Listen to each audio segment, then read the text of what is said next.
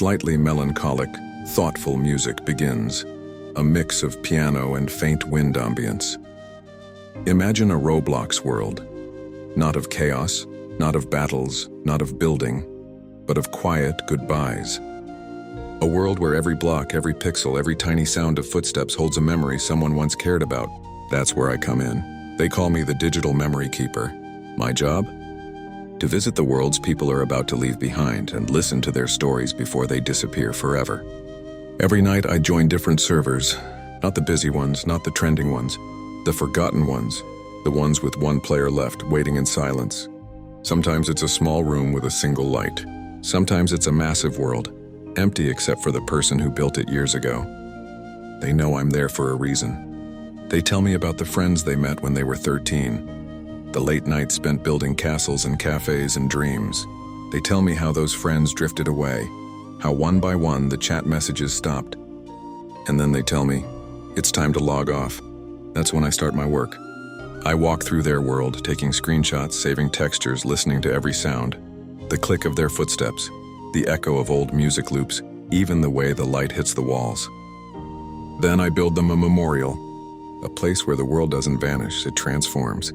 A small corner in the endless code where their story can stay. One of them, Mara, built a forest when she was 15. She said it was her escape. Her friends used to meet there after school, talking about everything and nothing. Now she's in college. She hasn't logged in for years. The last time she did, it felt empty. When I built her memorial, I kept the same trees she planted, but I made the sky a permanent sunset, because that's when she said the forest always felt most alive. She cried when she saw it, not because it was sad, but because she realized something. Even in pixels, we leave traces of who we are.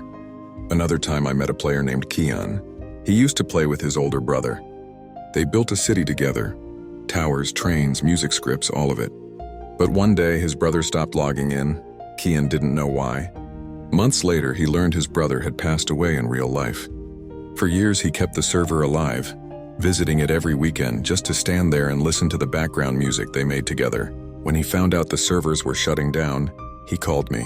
I built them a monument, 2 figures standing side by side on top of the tallest tower, looking over their city under a glowing moon. The moon never sets in that world. When I finished, Kian didn't say anything. He just typed 3 words, "Thank you, brother."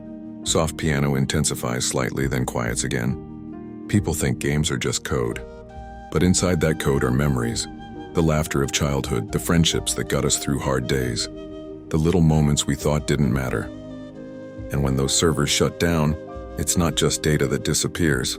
It's parts of people, their joy, their innocence, their hope. That's why I do this. Not to save everything, but to remember something. Because even in a world built from pixels, the emotions are real.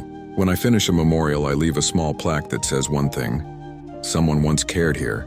It's a reminder that behind every avatar, there's a real person with a story and a heartbeat. So if you ever find yourself walking through an old Roblox world, and you stumble upon a quiet space filled with flickering candles, names carved into blocks, and a gentle sunset that never ends, you might have just found one of my memorials. Pause. A goodbye that doesn't fade. A memory that still breathes. And proof that even in a digital world, love leaves a mark. Music fades to silence. Wind sound remains for 3 seconds, then stops.